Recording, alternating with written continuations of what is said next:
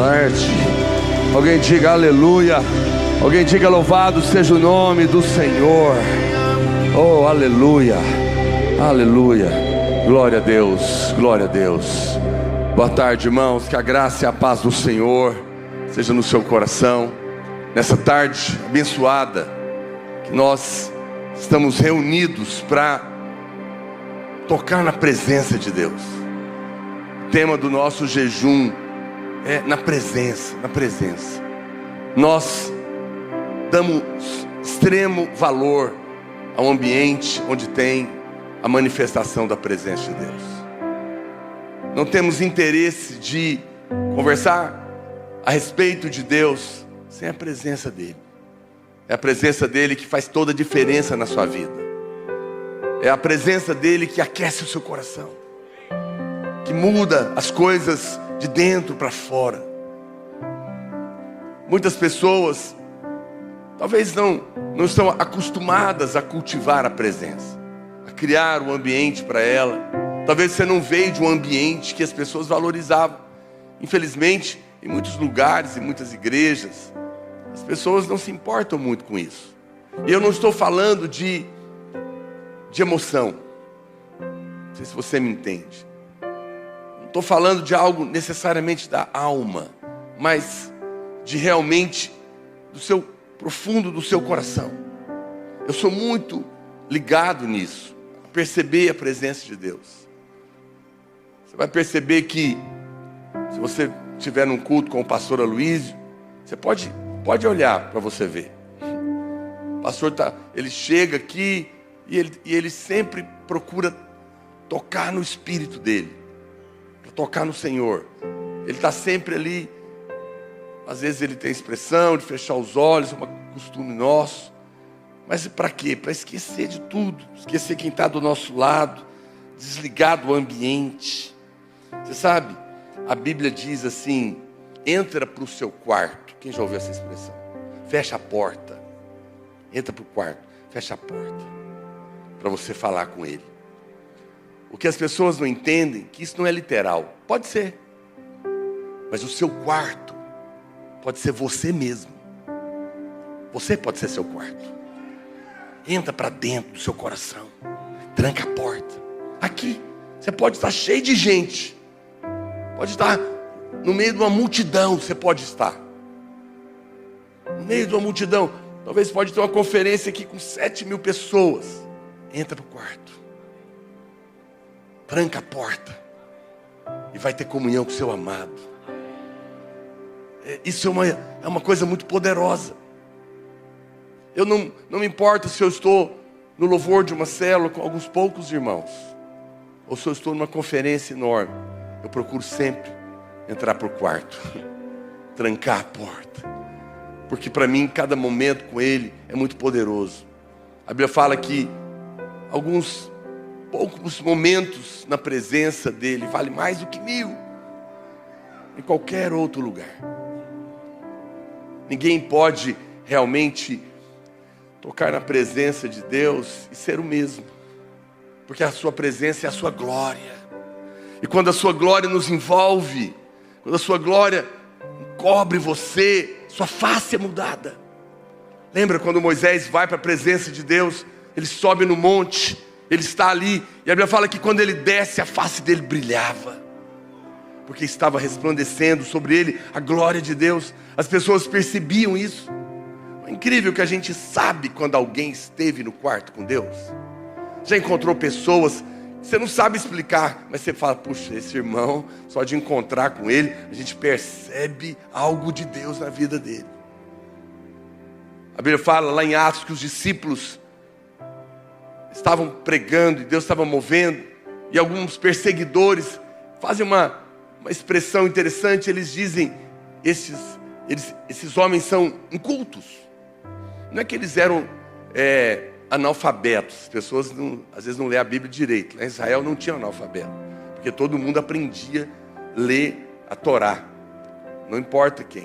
Mas eram analfabetos diante dos fariseus. Eles não eram pessoas doutores, tanto que estavam pescando de volta, não tinham sido aprovados para continuar o discipulado. Mas diante deles, eles eram tidos como alguém iletrados, diz a Bíblia. Mas a Bíblia diz assim: embora eram homens iletrados, reconheceram que eles haviam estado com Jesus. Eu acho essa expressão linda. Que se diga isso de mim, que se diga isso de você. Que quando olharem e falam: poxa, esse povo, eu não sei explicar, mas algo me diz que eles estiveram na presença. Deus está em todo lugar. Deus está em nós. Eu não sei se você entende essa diferença. Uma coisa é que Deus está no nosso meio, porque nós estamos reunidos em nome dEle. Onde 2 ou 3 estiverem reunidos, Ele está presente.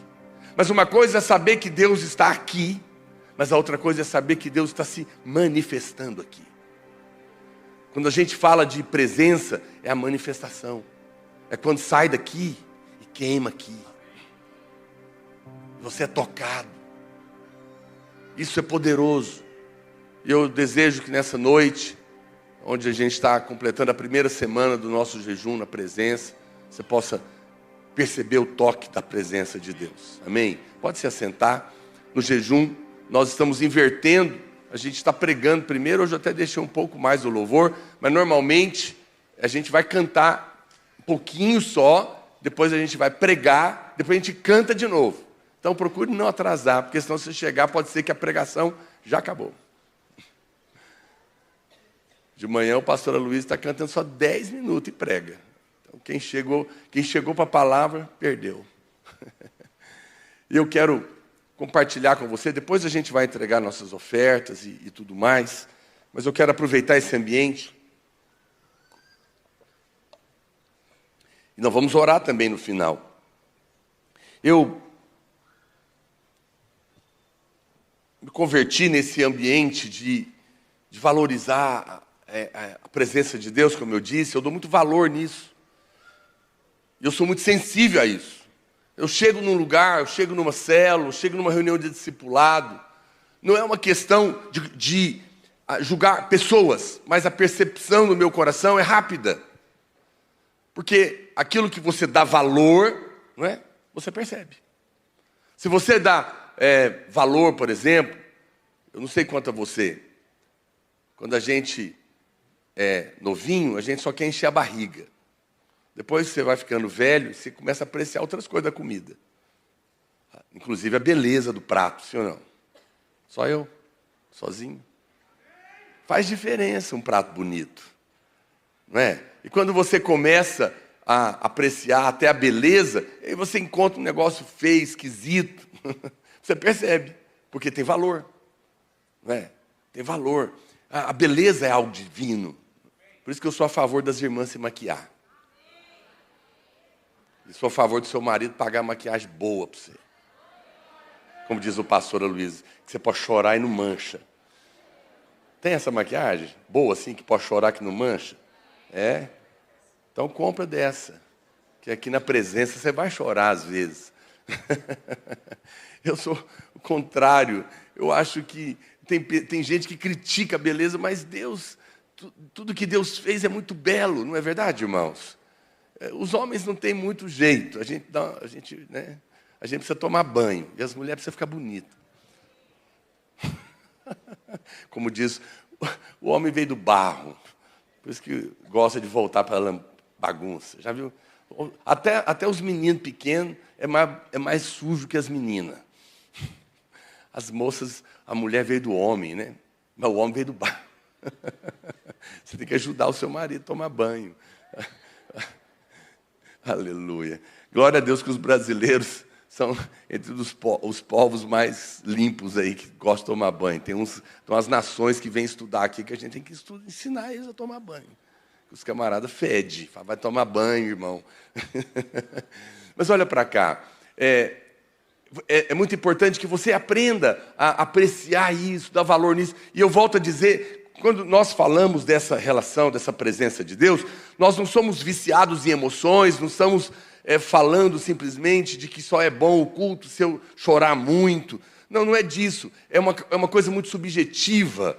nós usamos muito uma expressão chamada vida. A reunião tem que ter vida. A reunião da célula tem que estar cheia de vida. A reunião do discipulado deveria estar cheia de vida.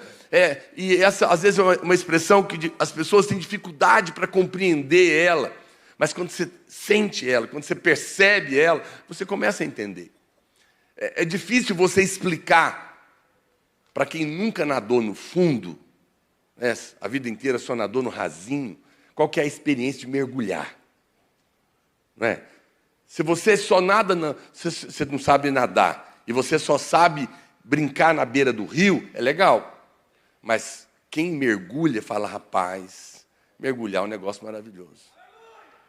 Já viu que as crianças, quando aprendem a nadar e mergulhar, eu me lembro, eu quando aprendi a nadar, eu só queria mergulhar.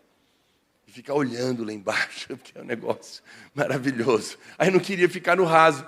E é assim mesmo, quem nada no fundo, quem acostuma ir lá, depois não se contenta em ficar no rasinho. Em algum momento você vai querer voltar para lá. Olha, irmãos, a vida religiosa é muito chata. A vida religiosa é entediosa. As pessoas não querem religião. Cristianismo não é uma religião, ao contrário do que se imagina. Cristianismo é uma relação com uma pessoa. É muito importante que você desmonte da sua cabeça esse pensamento de que vida cristã é uma relação de trabalho. Não é. Se fosse uma relação de trabalho, Deus não tinha colocado o homem no jardim do Éden. Deus tinha colocado ele na lavoura, na fábrica, para ele trabalhar, produzir. Ainda que o homem iria trabalhar, claro, ele ia lavrar o jardim, mas o jardim estava pronto. Mas todo o trabalho dele era em função de um ambiente de prazer com o seu amado. Por isso que era um jardim de delícias. Éden significa delícias em hebraico. Um jardim de prazer, de realmente desfrute. E como é bom, você sabe, às vezes, poucas pessoas, ou não muitas, param para desfrutar.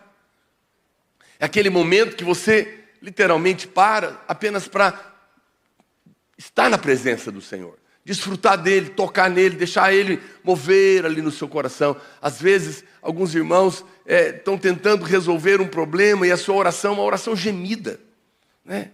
Vai sair em nome de Jesus, uma coisa assim espremida. Quando o que você precisa é relaxar, desfrutar, descansar.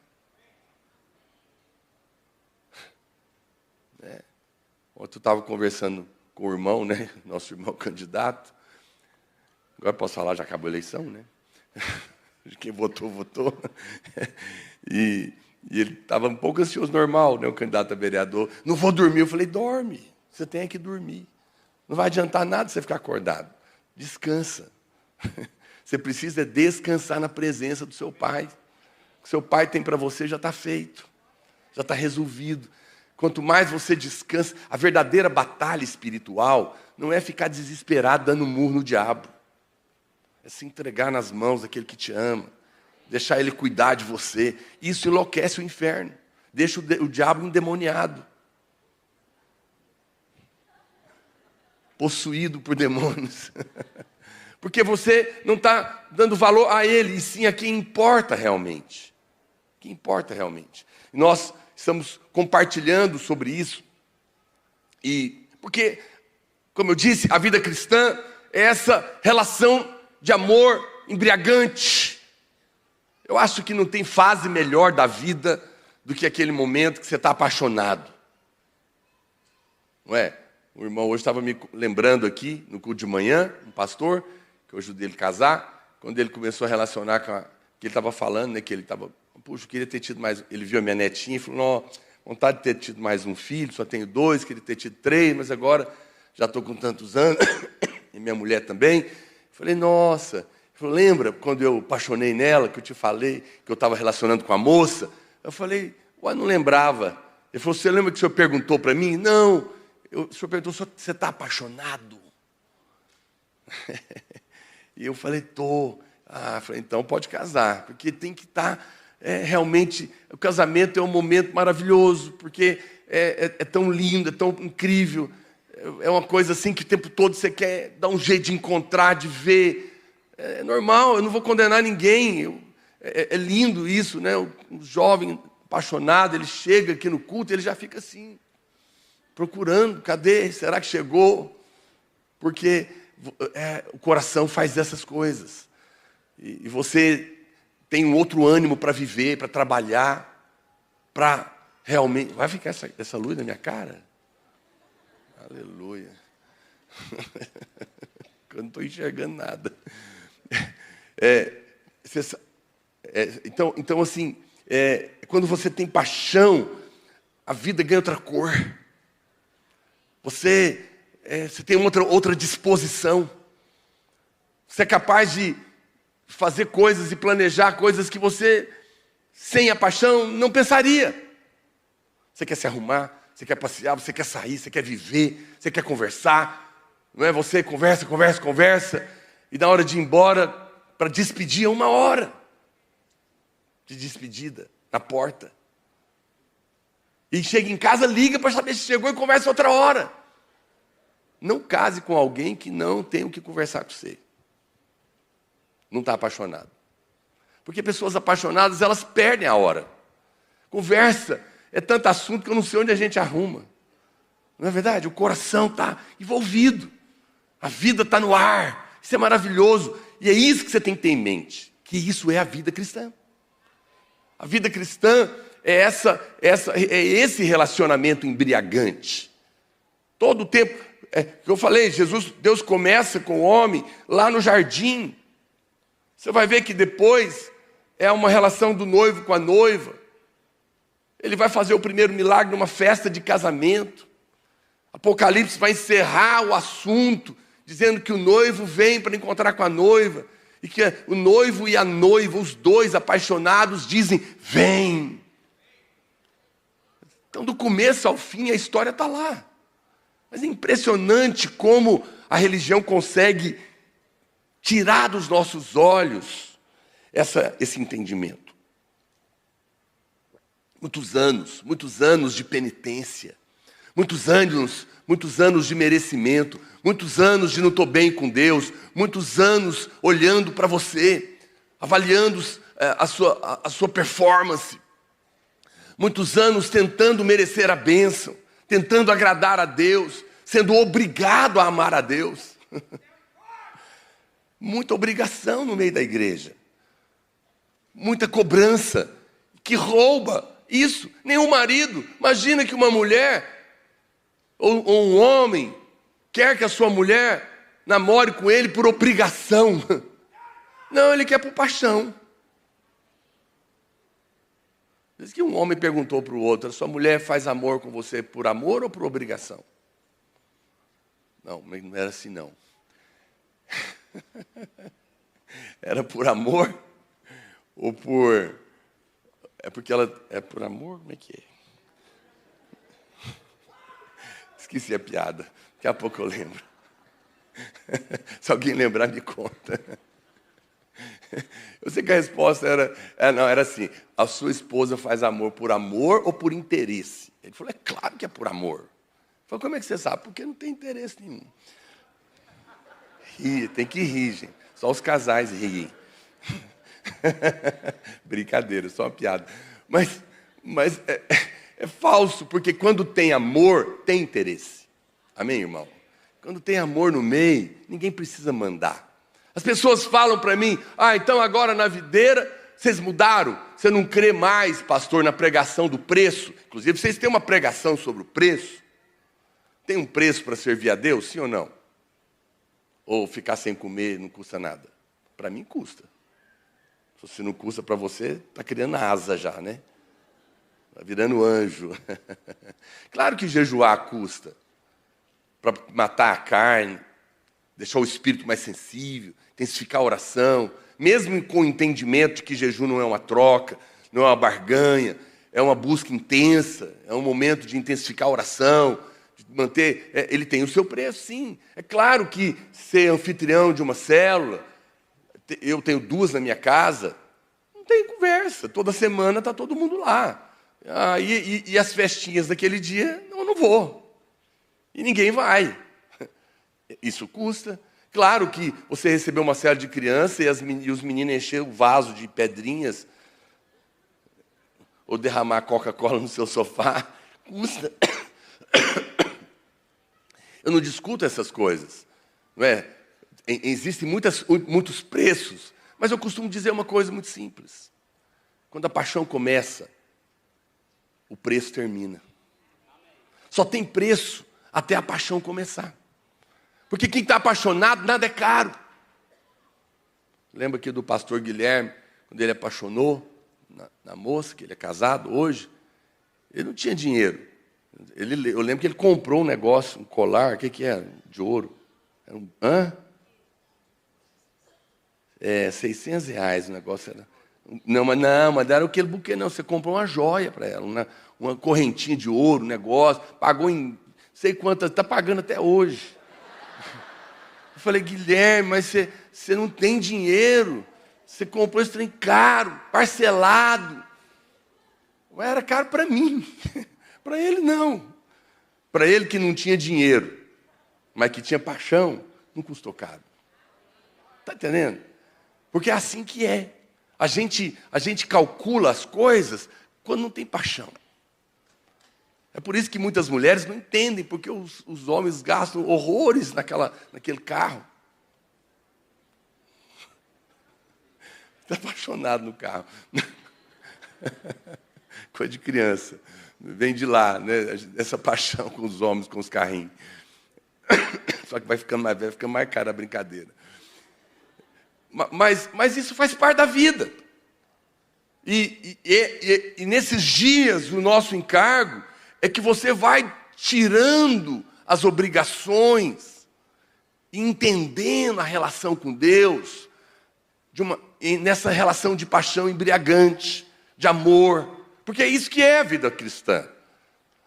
Claro que eu e a minha mulher trabalhamos, fazemos coisas juntos, mas tudo é em função do nosso amor, no final. Então o trabalho, para quem está apaixonado, ele é apenas algo que nós fazemos juntos, mas tudo em função desse amor.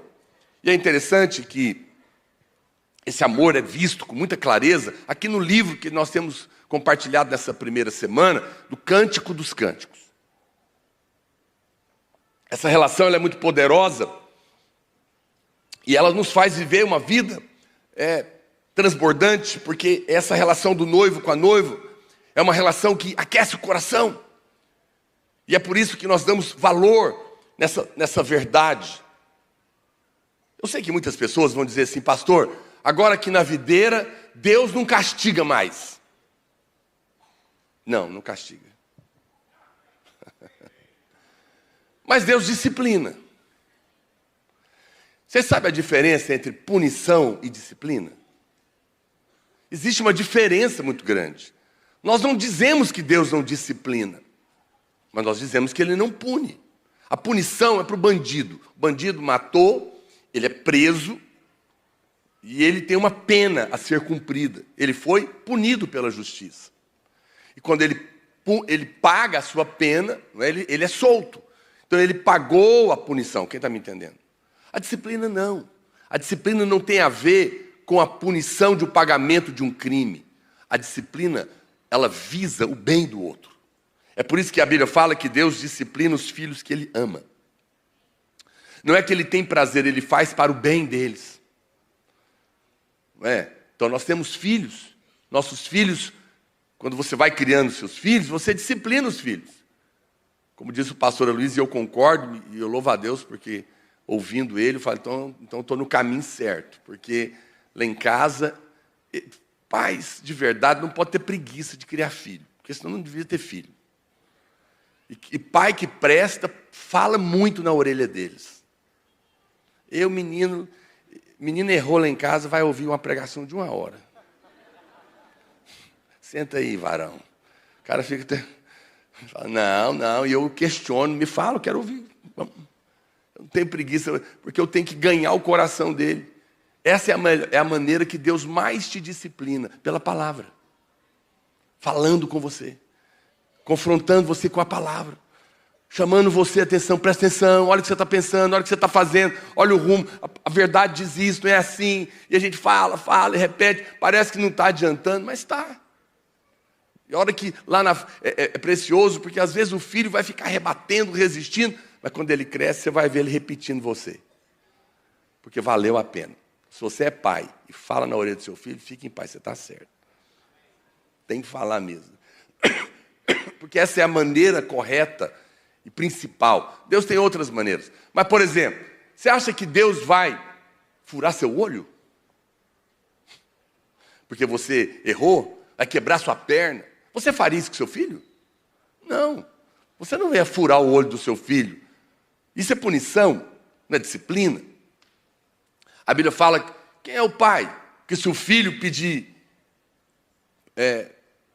pão, vai dar uma pedra. Pedir o peixe, vai dar uma cobra. Ele fala, se nós que somos maus não somos assim, quanto mais o nosso Pai vai nos dar outra coisa se nós estamos pedindo o Espírito Santo. Se nós estamos pedindo a presença dEle, você acha que Ele vai dar o quê? Vai dar a presença dEle. Então, é muito importante que você mude o seu conceito em relação ao Pai, até mesmo quando Ele está disciplinando você. Porque tudo isso é amor. Eu sempre disse para os meus filhos, é muito amor ter um pai, uma mãe, que para tudo que está fazendo para corrigir você, para que amanhã você não vire um bandido. É amor. E Deus às vezes nos para por amor, mas não nos pune, quem está me entendendo? Por quê? Porque toda relação com Ele é uma relação de amor. Toda relação. O Cântico dos Cânticos, ele fala da noiva e do noivo. E ele usa dois personagens. É o Salomão e a Sulamita. Diga, Salomão e Sulamita. Sulamita é a palavra hebraica para o feminino de Salomão. Que você achou que era Salamoa.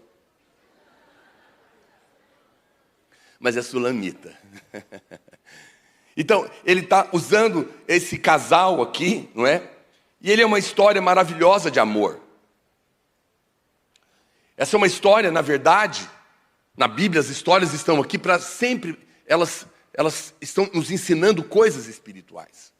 E aqui Salomão e a Sulamita é Cristo e a igreja. Salomão é um tipo de Cristo. E a Sulamita é um tipo da igreja. E assim como essa relação é assim, por quê? E eu acho precioso, porque é o mesmo nome, Salomão e Sulamita, masculino e feminino. Porque você acha, porque Deus poderia ter criado outros personagens, mas porque Ele cria o homem e a mulher para falar de uma relação de amor do mesmo nome? Não tinha aqui o prefeito, falecido prefeito Íris, a mulher dele também não chamava Íris. Impressionante aquilo, né? Como é que pode um negócio desse? É muita coincidência. É igual eu chamo Naor, meu pai Naor, e os nossos vizinhos chamavam Naor, o pai e o filho, de muro. Aqueles negócios você fala, meu Deus, ninguém acredita. Mas veja, por que é igual? Porque era da mesma natureza. Deus estava dizendo que a paixão só pode acontecer com seres da mesma natureza. Um homem não vai se apaixonar de verdade por uma cadela, por um macaco, porque não é do mesmo tipo. Quando Adão foi criado, só tinha ele. E Deus mandou ele colocar nome dos bichos. Talvez para ver se ele se apaixonava por algum. Eu acho que ele chegou no hipopótamo, achou grande demais para ele. A girafa, pescoçuda demais. E ele foi colocando os nomes, e a Bíblia fala que ele não encontrou ninguém. E porque não encontrou ninguém, Deus falou, mas não é bom você ficar sozinho. Eu vou criar alguém do seu tipo. Eu vou arrancar de você. E vou fazer uma mulher, para você descobrir o que é o amor. Porque eu te criei, em outras palavras. E a Bíblia fala então que ele tira uma costela dele e cria Eva. E agora ele olha para Eva e se encanta. E diz, essa é como eu. E se apaixona por ela. Porque era do mesmo tipo. É por isso que Salomão e Sulamita é o mesmo nome. Porque o noivo gerou a noiva. Nós viemos dele, por isso podemos nos apaixonar por ele. Porque somos tal qual Ele é, da mesma natureza dEle. Por isso pode acontecer paixão no nosso coração. Quem está me entendendo? O mundo não pode se apaixonar por Ele, porque o mundo não veio dEle. Nós viemos dEle. Fomos gerados por Ele. Por isso que essa relação de Salomão com a Sulamita é uma relação entre Cristo e a igreja. Está falando de nós. Isso é poderoso. Pastor, por que chama Cântico dos Cânticos? Porque não tem nenhum canto superior. Você já viu falar? Olha, esse é o cara, ele é o rei dos reis. Esse aqui é o chefe dos chefes. Esse aqui é a bailarina das bailarinas. Não é assim? É quando você quer colocar em alto destaque e dizer não tem nada igual. Então, o cântico dos cânticos, ele está dizendo, não tem nenhum canto, nunca vai ser criado nada mais elevado do que esse. Por quê? Porque esse é o canto que fala do filho do rei, que se apaixona pela sua noiva. Por isso é que ele é o cântico dos cânticos. É a música das músicas. Porque revela o coração. Revela a paixão. E isso é o que mais importa. Isso é a coisa mais importante. É uma poesia romântica, cheia de amor. Ele começa dizendo, beija-me com os beijos da sua boca. Está na Bíblia isso aqui, sabia? Beija-me com os beijos da sua boca. É como se ele estivesse dizendo, deixe-me experimentar o seu amor pessoal. Esse é o momento quando você encontra satisfação na vida. Quando a vida passa a ter sentido. Quando esse amor passa a ser real para você. Deixa de ser uma teoria religiosa. E passa a realmente tocar o seu coração. Esse é um momento poderoso. Salomão, como eu disse, é uma figura de Cristo. Fala, pastor, não é Davi. Davi é uma figura de Cristo na terra. Mas Salomão, ele representa Cristo na sua volta. Porque ele vem encontrar a noiva. Quem está me entendendo? São tipos. Davi foi essa pessoa e Salomão faz essa representação.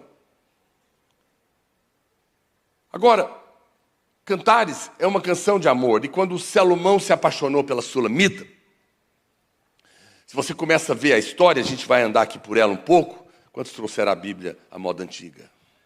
Levanta aí, deixa eu ver.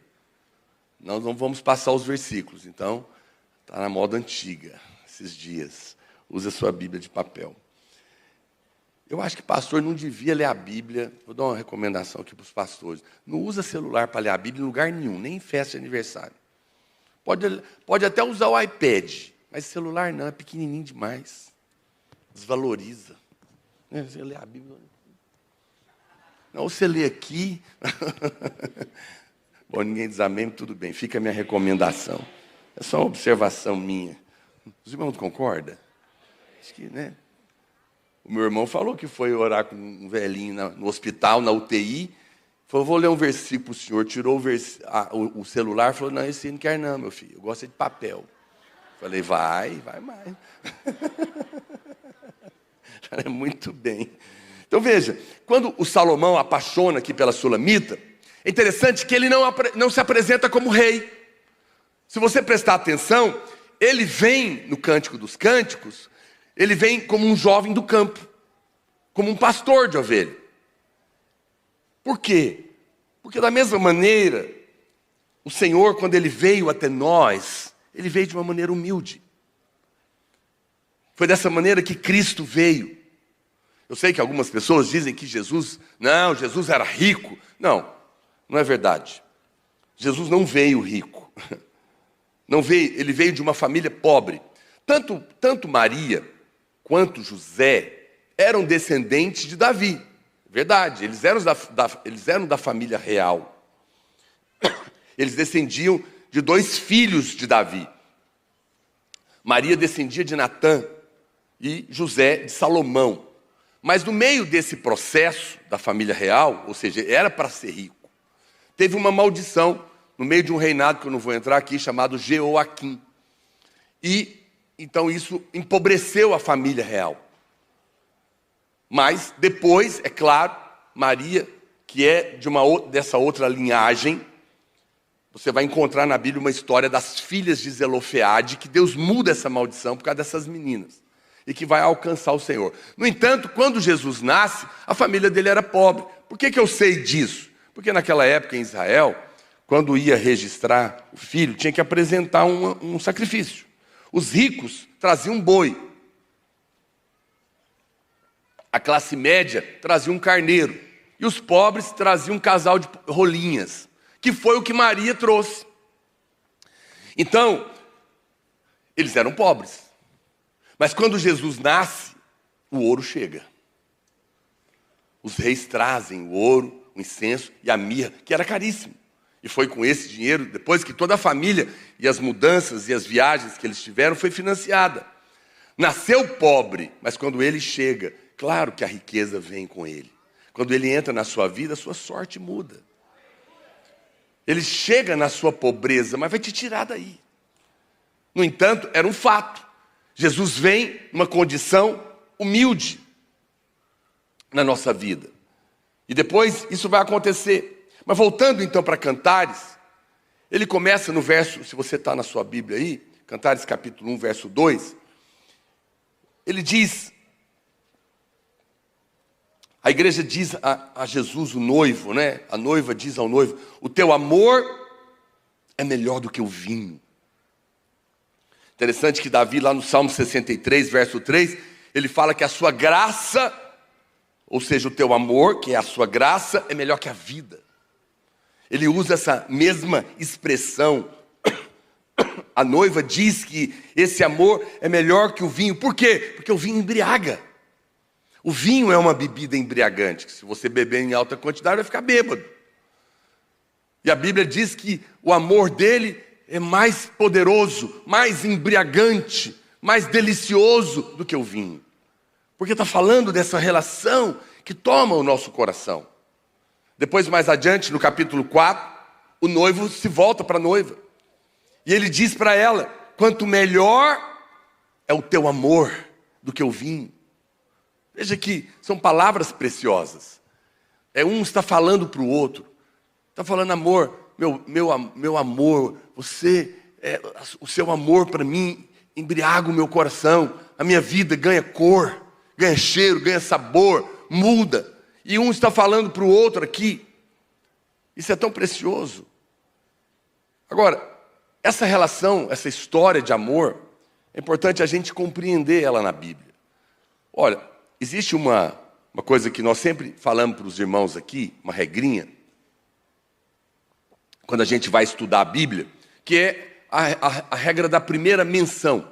A primeira vez que aparece na Bíblia, qualquer assunto, ele é muito importante. A primeira vez que aparece a palavra amor na Bíblia, é lá em Gênesis 22, 2. O texto que está lá é o amor do pai pelo filho. Amor do pai pelo filho. Toma o teu filho, o teu único filho, Isaque, a quem amas. Então, aqui está a primeira menção da palavra amor, que é Deus falando para Abraão. Toma seu filho, seu único filho a quem você ama. Então, a primeira menção de amor é esse amor do pai com o filho. Por quê? Porque quem foi dado para nós? Foi o filho. Então, a primeira menção do amor é do pai para o filho. É o amor revelado, o tanto que Deus ama o seu filho. Tanto que quando Jesus vai começar, o céu se abre e ele fala o quê? Esse é meu filho amado. Eu tenho prazer nele. E quem foi que Deus nos deu? Esse filho que ele tanto ama. Sim ou não? Ele não é o noivo? Quem foi nos dado é o filho do rei. O nosso noivo, nós somos a noiva, o nosso noivo é o filho do rei. E o filho dele é aquele que ele tanto ama. Ou seja, você nunca vai saber o tanto que Deus ama você, até saber o tanto que ele ama Jesus. Porque quando você descobre o tanto que ele ama ele, e ele dá ele para você, aí você descobre o tanto que você é amado. Essa é a medida da revelação do amor. É por isso que o primeiro amor está aqui, essa revelação do amor do pai com o filho. Isso é muito poderoso. É por isso que Romanos 5,8 diz que Deus prova o seu amor para conosco. Como? Pelo fato do filho dele, que ele tanto ama, ter sido dado para morrer no nosso lugar. Mas quando você continua lendo a Bíblia, um pouquinho para frente, em Gênesis capítulo 24, você encontra a segunda menção do amor. Então a primeira revela o amor do pai pelo filho, porque o filho é que vai ser dado como noivo. Mas a segunda menção do amor é uma história de amor entre o noivo e a noiva. De quem está falando aqui? Depois você pode ler lá em Gênesis 24. É uma história a respeito do servo de Abraão, que a Bíblia não menciona o nome, esse servo não é mencionado o nome dele, há suposições, mas não menciona. E ele vai buscar uma noiva para Isaac, o seu filho. Abraão chama ele, fala: meu filho precisa casar, vai buscar uma noiva. E a Bíblia fala que ele vai. E ele encontra a noiva. Ele não tem nome. Por que ele não tem nome? Porque o que busca a noiva é o Espírito Santo. É Ele que vai trazer Cristo até nós. Essa é a figura. O Espírito Santo, ele vem não para tomar o lugar, mas ele vem para glorificar Cristo. Ele vem para preparar a noiva. E aí então esse servo encontra a Rebeca. Conta para ela quem é ele, quem é o seu Senhor. E ela fala: estou procurando uma esposa para o filho do meu Senhor, o Isaac, seu parente. E ela aceita. Ela não conhece Isaac. Ela não sabe nada, mas ela aceita. E eles estavam muito longe, uma viagem longa. E ela então agora vai com o servo. A Bíblia não relata muitos detalhes, mas essa é a beleza da Bíblia, você ler e imaginar as coisas. Não criar, não inventar, mas você pode imaginar percebendo o contexto. Porque a Bíblia diz que quando eles vão chegando perto, e a Rebeca vai ver o Isaac, ela olha e ele fala lá: esse é o seu noivo. E ela se apaixona por ele imediatamente. Por quê? Porque muito provavelmente, nessa longa viagem, nas paradas, nas noites, ali na beira da fogueira, eu imagino que o servo de Abraão contava muitas coisas de Isaac para ela. Ele é assim, o temperamento dele é assado, é uma pessoa maravilhosa, ele é incrível, tal. Eu acho que o servo ficava contando para ela muitas coisas, muitos detalhes. Eu sou pastor casamenteiro, então às vezes eu conto de um irmão para uma irmã, da irmã para o irmão. Eu falo: ele é assim, ele é assado, vale a pena você conhecer. E a irmã: mas não é? Porque é assim que os servos, eles fazem propaganda dos seus amados que eles querem casar. Então eu sou um propagandista. Então, eu penso que aquele servo, ele contava as coisas do noivo para ela. E aquilo foi enchendo o coração dela. Aquilo foi criando uma visão dele para ela. Então, quando ela vê ele, o coração dela já estava apaixonado. Isso é muito precioso. Por quê? Olha para cá. Você não vê Jesus, mas o Espírito Santo, aquele que veio como servo para trazer a noiva para o noivo, te conta dele. E te conta dele mais do que você imagina. O Espírito Santo todo o tempo está falando de Jesus dentro do seu coração para você. Ele está contando do noivo para você todo dia, para que o seu coração se encha de amor por ele. É o Espírito de Deus que faz isso. Nós não estamos vendo, mas ele está ministrando ao nosso coração. Essa é a história da igreja hoje. O que eu faço com você todo domingo aqui? Eu estou aqui também, claro que é o Espírito Santo através da nossa vida. Todo domingo, na pregação, eu venho aqui para te contar um pouco mais do seu noivo. Eu venho aqui para te contar um pouco mais sobre ele. Por quê? Porque eu quero que você se apaixone por ele. E eu preciso contar para você quem é ele. Muito bem.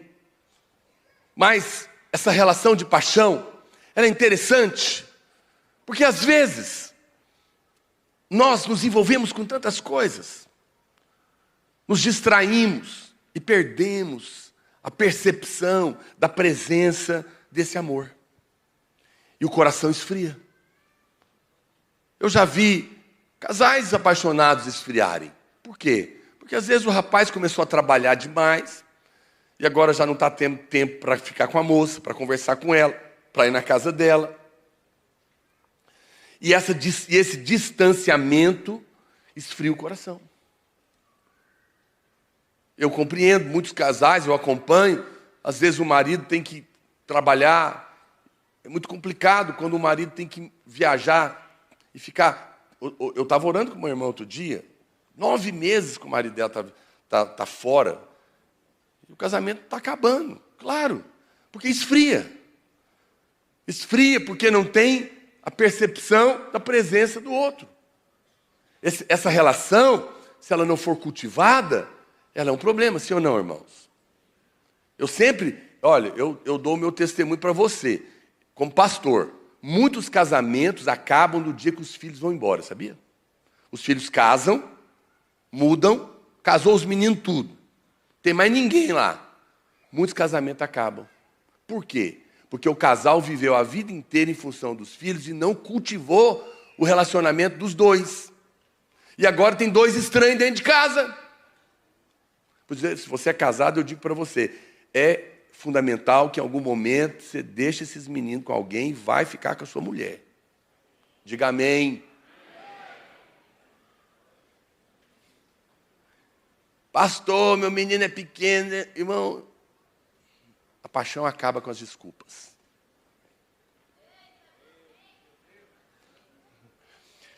A minha mulher e eu, nós tiramos férias aqui na igreja 2 vezes por ano, 15 dias cada momento. É o padrão aqui dos pastores. Metade das férias eu tiro com a família. Metade das férias eu tiro só eu e ela. Nem que for para ficar calado olhando na cara um do outro. Não acontece não. Mas o casal tem essa liberdade, né? Casal que se ama e está junto, às vezes ele tem essa graça até de ficar quieto ali do lado um do outro, tá bom, é bom também. Mas tem marido e mulher que não cultiva isso. No meu aniversário de casamento, em algum lugar eu vou com ela, nem que for aqui para Pirinópolis. Vá de acordo com a sua condição financeira, faça o que está ao seu alcance, mas cultive o relacionamento. Eu não sei porque eu estou falando disso, que não, essa reunião não é para casais. É sobre o noivo e a noiva. Mas o casamento é igual. Se você não cultivar o estar sozinho, sair de vez em quando para passear, cada um sai com o dinheiro que tem. Vai comer pamonha, espetinho ou vai para o restaurante de preferência. E tem restaurante hoje todo preço, né? Então, você consegue fazer alguma coisa, tem certeza disso. Nem que for para passear na pracinha, fazer um piquenique só vocês dois, sentado na grama, se você está desempregado, vai lá comer alguma coisa. Mas gaste tempo junto, porque essa coisa... Agora, com o Senhor não é diferente. E aqui eu entro num ponto importante, olha para cá. Eu estou contando para você um ambiente de um relacionamento de paixão. Mas todo relacionamento tem um momento que parece que por N razões, a percepção da paixão, a percepção da presença vai embora. O coração esfria. Quantas vezes na sua caminhada com Deus você não percebeu que o seu coração esfriou? E você diz para mim, eu não sei o que está acontecendo, pastor. Eu sempre sentia, ou eu muitas vezes sentia a presença de Deus, mas ultimamente eu não estou sentindo mais a presença de Deus. Eu não sei quanto a você, eu tenho 34 anos de crente, 27 que eu sou pastor, muitas vezes, por distrações, envolvido, às vezes até na obra, correndo para cá e para lá, fazendo a obra, pregando. Quando eu percebo, cadê a presença de Deus? Não estou sentindo. Alguém já aconteceu isso com alguém aqui? Eu estou sozinho. Por que isso acontece?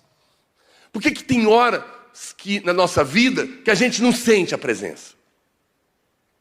Interessante que isso aconteceu com a Sulamita. Ela perdeu a presença. E a Bíblia faz questão de colocar. Mas antes de te dizer sobre isso, olha para cá. Preciso te contar uma coisa. Deus nunca te abandona. Ele nunca vai embora. Está me entendendo? Lá em Hebreus, o que a Bíblia diz? Nunca te deixarei. Jamais te abandonarei. Então, Deus não vai embora. Ele não abandona você. Ele pagou o preço lá na cruz para que você tenha a presença constante dele com você. Quantos dizem amém? Ele foi abandonado pelo Pai naquela hora. A Bíblia fala que o céu se escureceu. O Pai virou as costas. Meu Deus, por que me desamparastes? Ele foi desamparado para que você nunca fosse abandonado. Então você pode estar garantido que Deus não vai embora. Quantos dizem amém por isso? No entanto,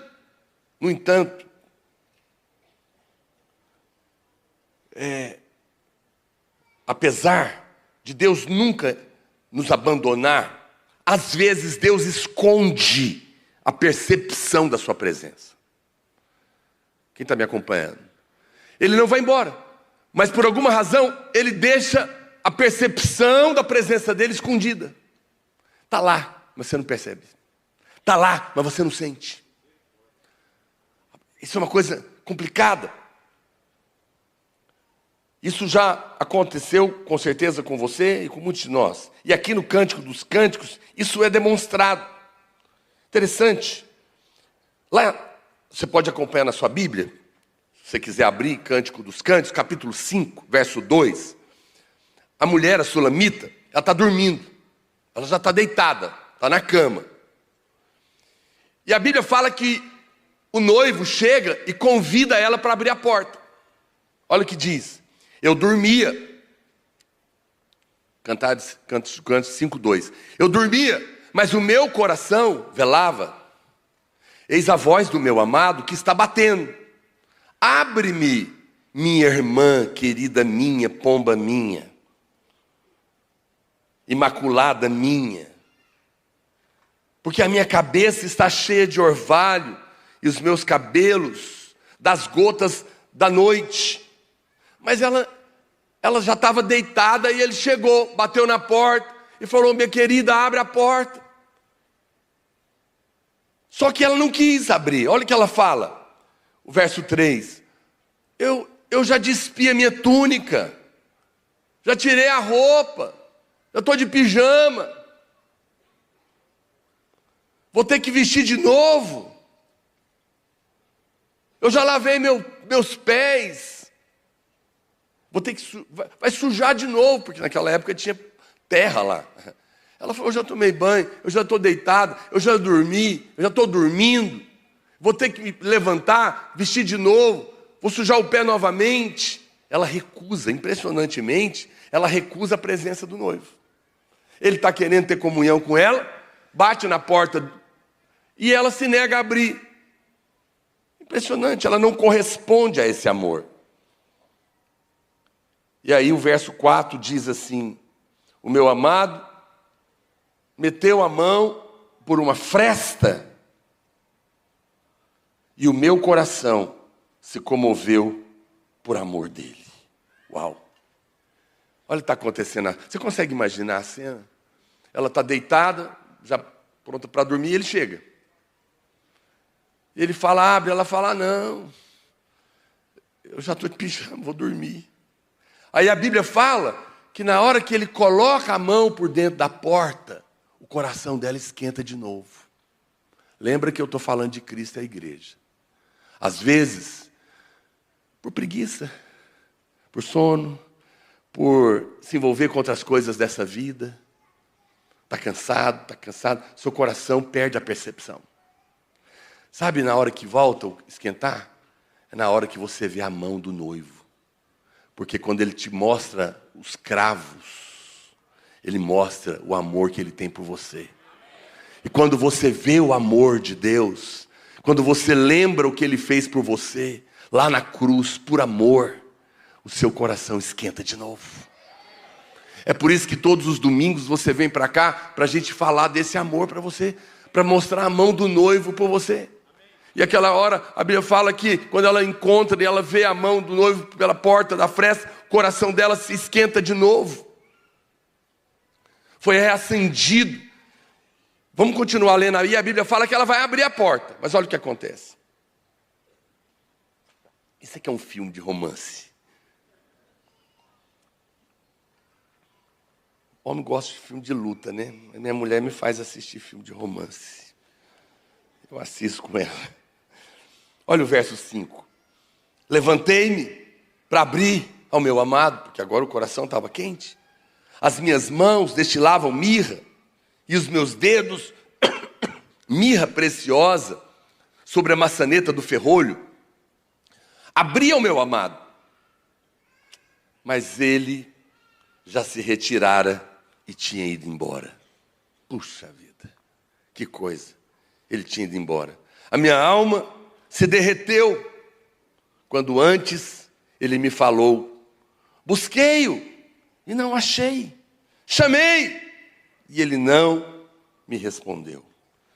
Olha, irmãos, existem momentos que Deus esconde, como eu disse, a percepção da sua presença. Ele não retira a sua presença. Como eu disse para você, ele está sempre conosco. Mas às vezes ele tira a percepção para o seu bem. Ele desperta você e te atrai para ele. Só que a hora que você busca, às vezes num primeiro momento você não percebe. Parece que ele não está lá. Mas na verdade ele está buscando você. Ele tira a sensação. Ele quer um relacionamento dinâmico. Ele quer que você também tenha interesse por buscar a presença dele. Aí você fala, pastor, misericórdia, mas então como que volta a percepção? A Bíblia fala que então, continue lendo o texto. A noiva saiu e começou a procurar por ele, pelo seu amado, porque ele tinha ido. Começou a desejá-lo. E é interessante que a Bíblia fala que aí ela encontra algumas mulheres, enquanto ela estava procurando o noivo, e elas perguntam para ela, o que está fazendo? Ela falou, estou procurando meu amado. E elas retrucam no verso 9, acompanha aí. Quem que é esse? Quem que é esse amado que você está procurando? Quem é o teu amado mais do que outro amado? Ó tu, ó mais formosa entre as mulheres, que é o teu amado mais do que outro amado, que tanto nos conjuras. E aí ela começa a falar do amado dela para elas. Olha o que diz, verso 10. Ah, o meu amado é rosado, o mais distinguido entre 10.000. A sua cabeça é como o ouro mais apurado, seus cabelos cachos de palmeira, são pretos como o corvo, os seus olhos são como os da pomba junto à corrente das águas, lavados em leite, posto em engaste. Ela começa a descrever o Senhor, o seu amado, radiante, glorioso, seus olhos maravilhosos. Ela começa a descrevê-lo para as mulheres. E sabe o que acontece? Quando ela começa a falar isso, se você continuar lendo, o noivo aparece. Todas as vezes que você começa a falar dele, a percepção da presença volta. Essa é a chave. Ele esconde a percepção, mostra o amor, você desperta de novo, você vai atrás e você começa a compartilhar. Você começa a falar, seja cantando, seja confessando, seja exaltando, falando dele para alguém.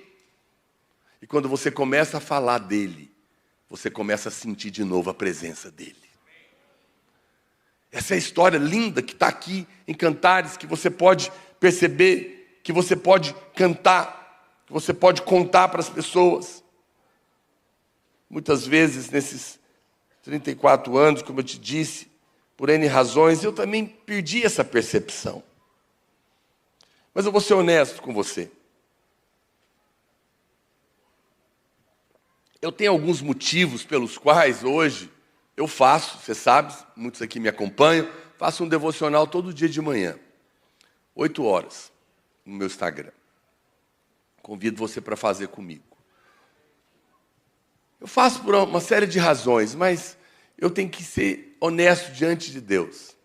Para mim, ter um espaço para todo dia eu falar do meu amado é muito importante para o meu coração. Quem me acompanha lá sabe que muitas vezes eu estou falando e começo a chorar.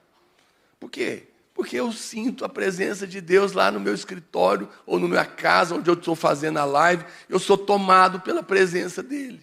Por quê? Não tem nada tocando, não tem ninguém lá, né? Não é um culto de avivamento, mas eu estou falando dele para você. O meu devocional não é um livro de teologia. Eu não tenho interesse nenhum de dar aula no devocional. Não tenho interesse de defender teologia, de falar de autoajuda, de dar opinião minha. O meu devocional é puramente um retrato do meu amado. Todo dia, cada página é para falar dele, para mostrar a mão furada dele para você, para contar do amor dele por você, para te lembrar dele. Por quê? Porque quando eu falo dele para você, eu sou como o servo de Abraão, contando do noivo para você se apaixonar.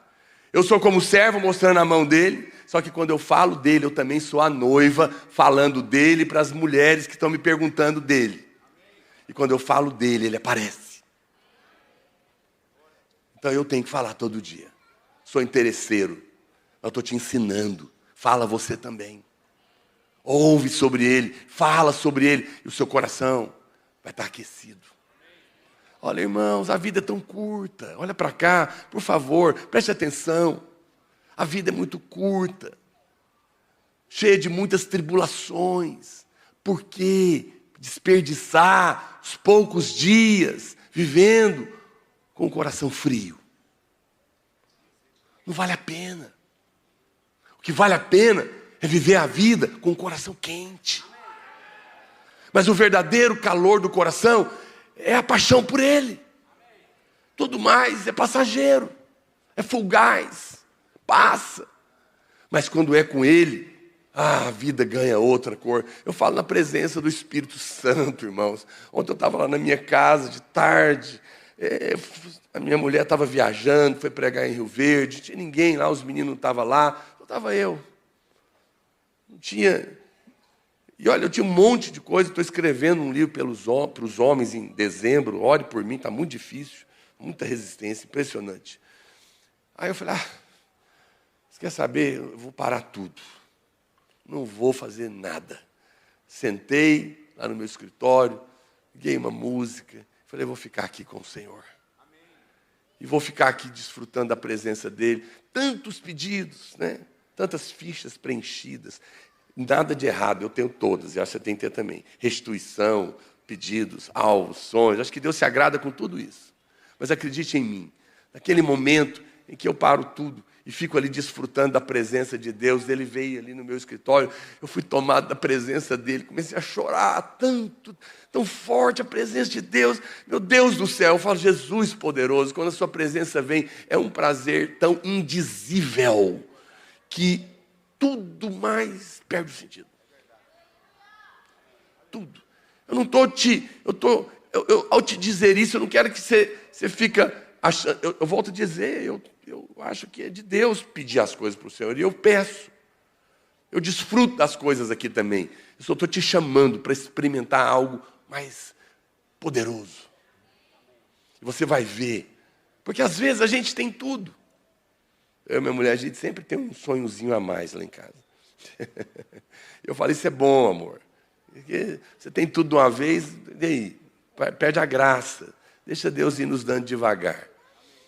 Mas quando a gente está cheio dEle, da presença dEle, puxa vida, tudo fica tão pequeno. E a vida fica tão colorida. É tão incrível, não é? E aí as coisas são reencaixadas. Olha aqui, amado, olha para mim. Tem muita depressão desnecessária. Eu acho que não tem nenhuma necessária. Mas tem algumas mais compreensíveis.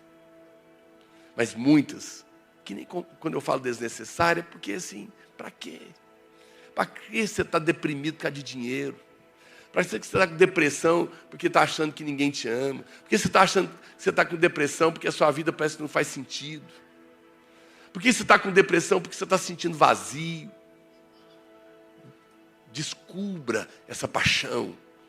Você vai ser curado. A noiva saiu do noivo. Ela depende dessa relação para viver. Sabia? Você não tem vida fora do noivo. Não tem vida. Portanto, eu te digo, pare, reorganize a sua agenda. Eu te ajudo, vem estar comigo. Muitos irmãos replicam, eu acho isso lindo. Eles me ligam, pastor, eu posso abrir para eu repetir o que você fala? Fala, irmão. Manda print, prega, fala. Compartilha, vai aquecer seu coração. Você vai ver que a presença vai voltar. Isso é maravilhoso. Quando a noiva fala da beleza do noivo. É interessante. Ela não estava falando com ele. Ela estava falando dele. E aí ele aparece. Quando a gente fala dele, canta para ele, a gente volta a sentir a presença dele. E sabe o que acontece? Quem ouve vai ficar com vontade também. Mas é interessante, eu estou indo para o final. A noiva, você vai perceber que ela cresce em maturidade. Em Cântico dos Cânticos, no capítulo 2, verso 16, ela fala assim, ó, o meu amado é meu, e eu sou dele. Diga comigo assim, o meu amado é meu, e eu sou dele. E ela sente o amor. Ela sente o Senhor do lado dela. Meu amado é meu e eu sou dele. Mas quando você continua lendo, lá no capítulo 7, lá para frente, no verso 10, ela muda. Olha como ela fala. Ó, primeiro ela fala, meu amado é meu e eu sou dele. Agora no verso 10 do capítulo 7, ela fala, eu sou do meu amado. E ele tem saudade de mim. Uma coisa é que ele é meu. A outra coisa é que eu sou dele. Aconteceu um amadurecimento nesse amor. É mais ou menos assim. Olha para cá. Por que, pastor, que isso muda? Muda. Presta atenção. Uma coisa é, meu filho, segura aqui na minha mão. Pega aqui no braço do papai. Para a gente atravessar a avenida.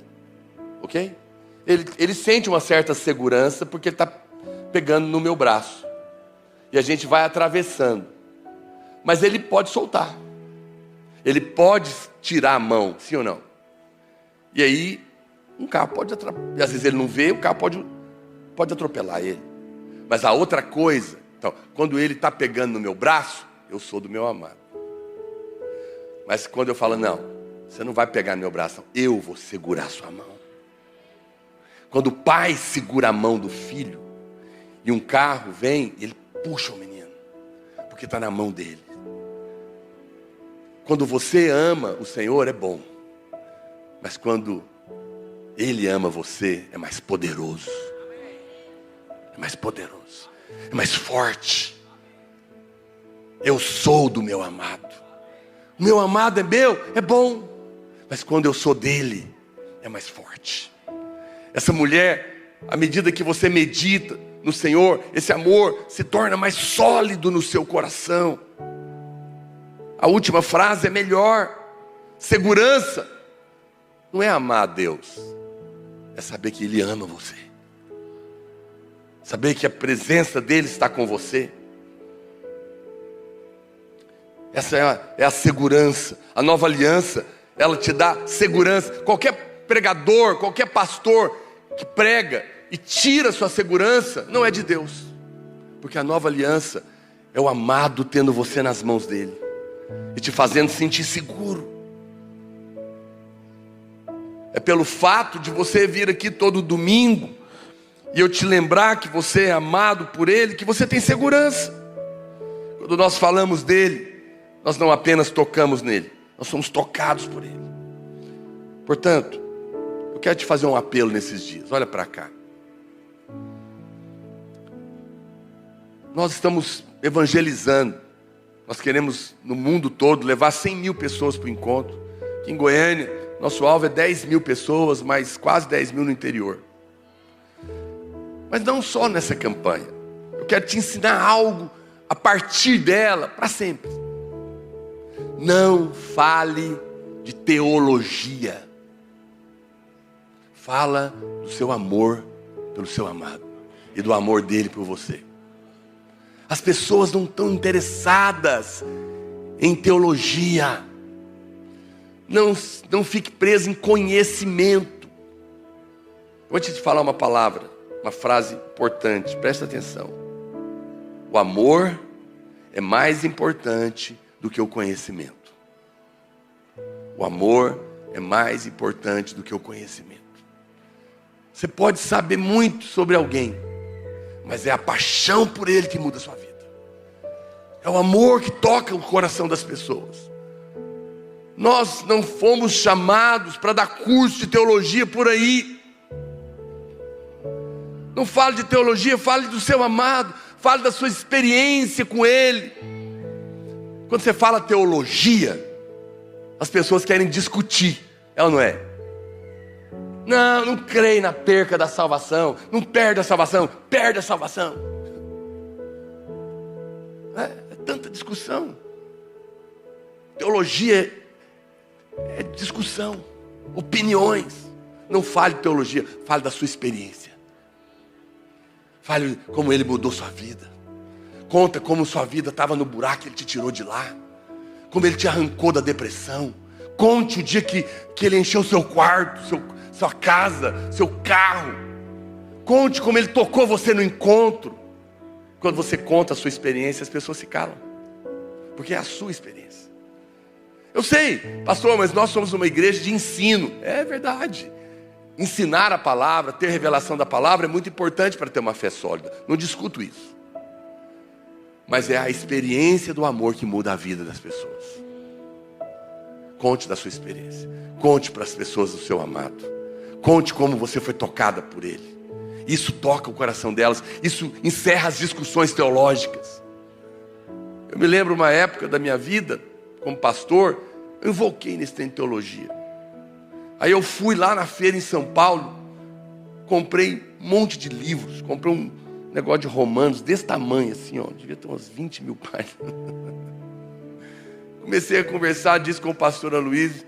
Ele falou, Senhor Pedrosa, como ele me chama, se quiser pode ir, mas acredite em mim, isso não vale a pena. Muitos teólogos são mortos. Muita teoria sobre romance, mas pouca experiência sobre amor.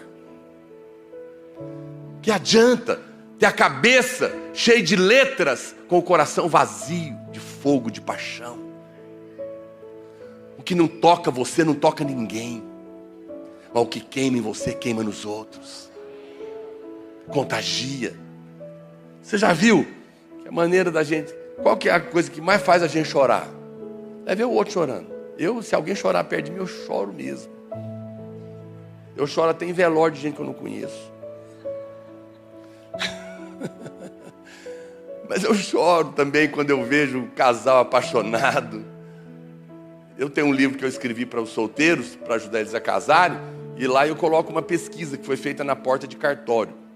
Uma pesquisa que foi feita com todo mundo que conseguiu casar.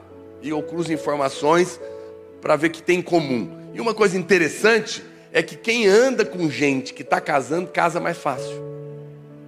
Por quê, você acha? Porque quem está apaixonado contagia outros com a paixão. Você fica olhando a história de paixão da sua amiga, você dá vontade de apaixonar também. Aí você se abre.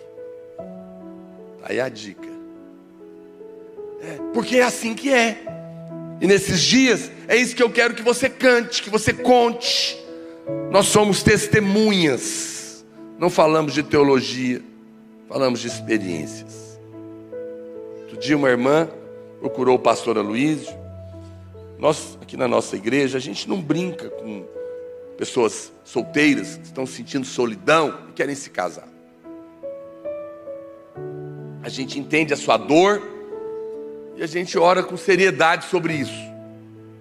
E uma moça mandou para a gente dizendo, pastor, eu estou apaixonada num rapaz, eu sonho em me casar, me sinto muito sozinha, solidão, encontrei ele, estou gostando demais dele, quero casar com ele, mas ele já falou para mim que não vai para a igreja de jeito nenhum, não quer saber, não conte comigo para esse negócio de igreja, Deus, Jesus, não vou, não quero saber disso.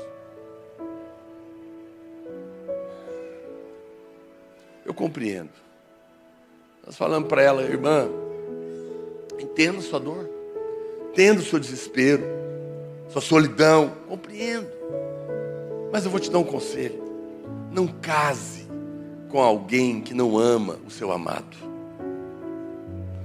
Não case com alguém que não ama o seu amado, porque lá na frente a dor vai ser pior do que a de hoje. Você vai ter filhos. Esse homem vai falar, não vai, negócio de Deus, coisa nenhuma. E vai dar outras direções, vai virar um conflito horroroso na sua casa. Não vale a pena.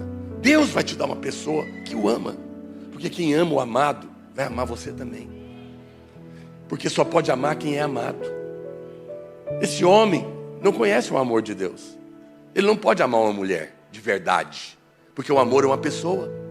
Só quem é amado por essa fonte, que é Deus, que é amor, pode amar alguém.